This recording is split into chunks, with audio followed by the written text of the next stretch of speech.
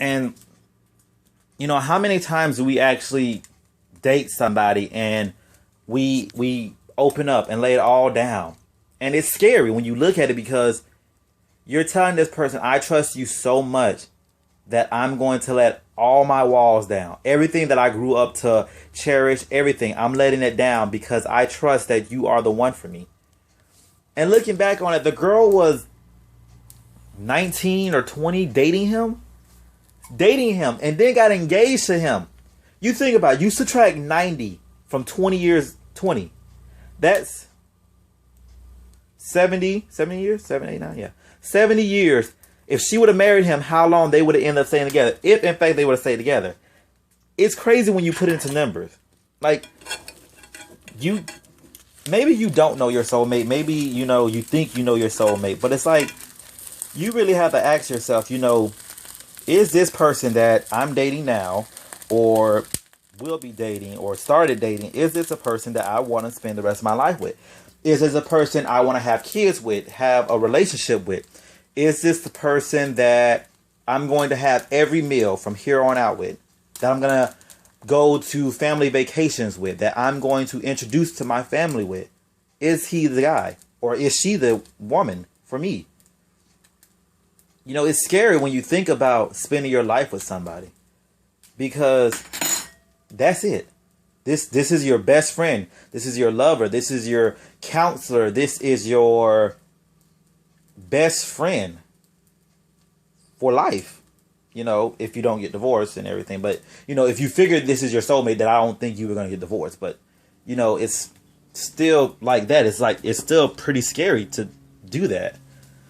And, everyone's saying like, oh, she's stupid for like leaving him. But it's like, people are going to say that about everybody that you leave, because they only see the surface of things. They only see, oh, they're all happy and smiles, but no one knows what goes on behind closed doors. They could have had a lot of fights. They could have been completely wrong for each other, but it just seemed like they were right. You don't know the ins and outs of the relationship. That's why I say, Brad and Angelina Jolie, like, they look like a good fit, because the way his face lights up whenever he sees her in a room, the way they talk about one another, the fact that he has adopted every last one of her kids, that shows that he's in it for the long run, that he's dedicating himself to her, because that's how much he loves her, that he's actually went and took the step to love these kids that aren't even his. That right there, I think, is the epitome of true love, because he didn't have to do that. He didn't have to adopt them kids, because those were hers. She probably wasn't even expecting him to adopt them kids, but he did it because he loves those kids. He has grown to love them, and that right there is, I aspire to find someone like that one day. Somebody like Brad Pitt or somebody like Angelina Jolie, that they drive each other to do better, and they keep their kids in line. Like, you never see their kids unless they want you to see their kids. You never hear about their life unless they want you to hear about their life. And it's just, you just got to know how to balance things in life. And you just got to reward yourself every now and then. I'm not saying like go all out and spend like big bucks on stuff that you can't afford. No, I'm saying every once in a while, just enjoy yourself. Do something for yourself that you haven't done in ages. Go get your nails done. Go get your feet done.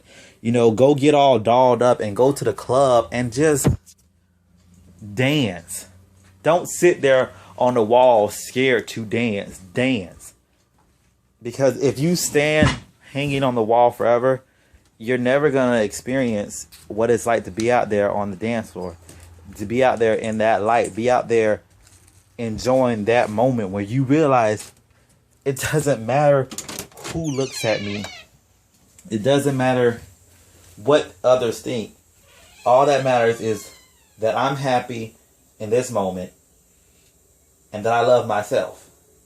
So, I know this conversation has gone like 3-4 different ways, from Robin Thicke and Paula Patterson to Miley Cyrus to Brad and Angelina. But my main thing is these 3 things.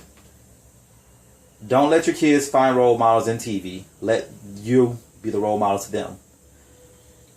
Finding true love is good, but you really need to weigh out, is this a person that is going to inspire me to do more than what I'm doing now and more than what I could ever be doing? And thirdly, stop caring what people think. Stop caring what people think. Stop caring what others say about you. People are going to talk about you no matter what till the day you die. You know, everyone talks about me.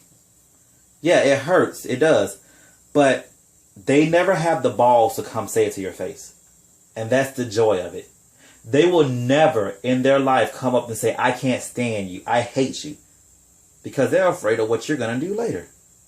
You could easily punch them in the face, beat the crap out of them. But the best thing to do is, that's fine by me. Because while you over there hating on me, I'm thinking nothing of you. You don't give them the power. Never give anybody else the power over you.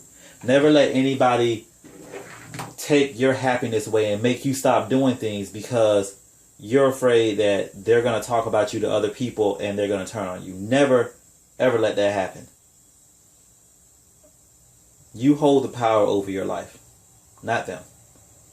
The moment that you give into them, you lose your power over your life. Because you're always going to be thinking, they just told that so-and-so this. They just told so-and-so that. Don't underestimate people. Some people will listen. Other people won't even want to hear it in their ear.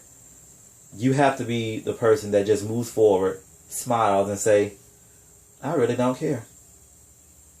That's my last message to you guys. This is my first YouTube video, which many more to come.